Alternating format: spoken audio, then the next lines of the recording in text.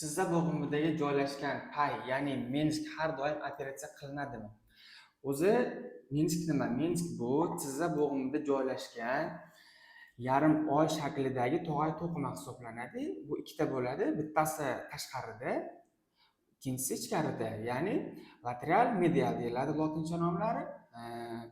Ya'ni bu odamga harakatida zinadan chiqib tushganda, og'ir narsalar ko'targanda, yuklama berganda yuklamani teng taqsimlab beradi. Bu mana shu pay 98% suvdan iborat bo'ladi. 2% kollagenlar, kreatinin, shunga o'xshagan qo'shimcha moddalar bo'ladi. Xo'p, operatsiya masalasiga keladigan bo'lsak, har doim ham yirtilgan pay, ya'ni Minsk bo'lagi operatsiya qilinmaydi.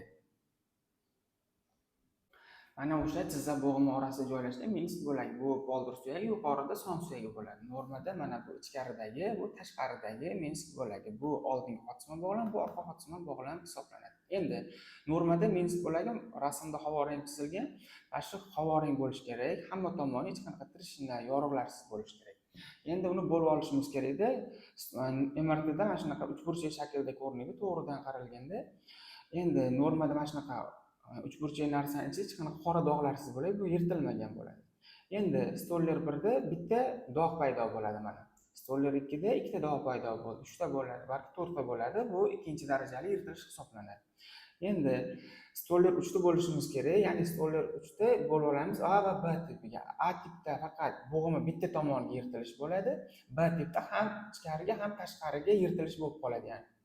Endi to'rtinchisida umumlashtirilgan yirtilish hisoblanadi. Ya'ni uchburchak bo'lib, mana har xil degenerativ, distrofik o'zgarishlar bo'ladi. Bunda yirtilishlar loskutli bo'ladi, ba'zida gorizontalniy, ruchkali degan tiplarga bo'linib yirtilish hisoblanadi.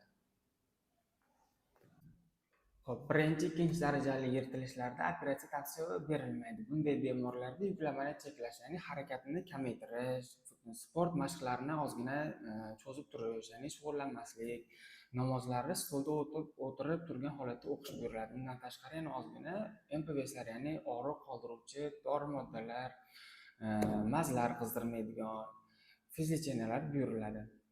Endi yoshi katta bemorlarga keladigan bo'lsak, 50 dan o'tgan, 60, 70 yoshli ba'zi bemorlarda ham shunaqa operatsiyalar qilishadi. Ba'zida bunday bemorlarga tavsiya berilmaydi. Sababi bularda asosiy narsa vес hisoblanadi, ya'ni 100 kilodan oshiq va ularda artroz kuchli rivojlangan bo'ladi. Agar bunday bemorlarga operatsiya qiladigan bo'lsa, tog'ayni yemirilishi yana ham tezlashib ketishi mumkin.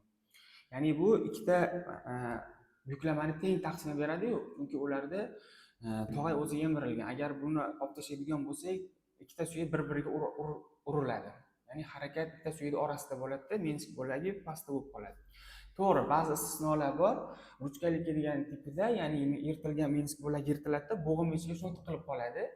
Chunki bunda bo'g'im bukilib qolgan bo'ladi, oyog'ini to'g'ri yoza olmaydi. Shunday holatlarda qarshi ko'rsatmalar bor, yoshi katta bo'lsa ham shuni operatsiya qilish mumkin. Endi 3-4 darajali yirtilishlarga keladigan bo'lsak, bularga operatsiyaga ko'rsatma bo'ladi. Ya'ni bunda ham 45 dan o'tgan, hali 50 ga yetib bormagan bemorlarda operatsiya qilsa, operatsiya muvaffaqiyatli amalga oshiriladi. Nimaga? Chunki ular hali tog'ay yemirilmagan bo'ladi, harakatda bo'ladi.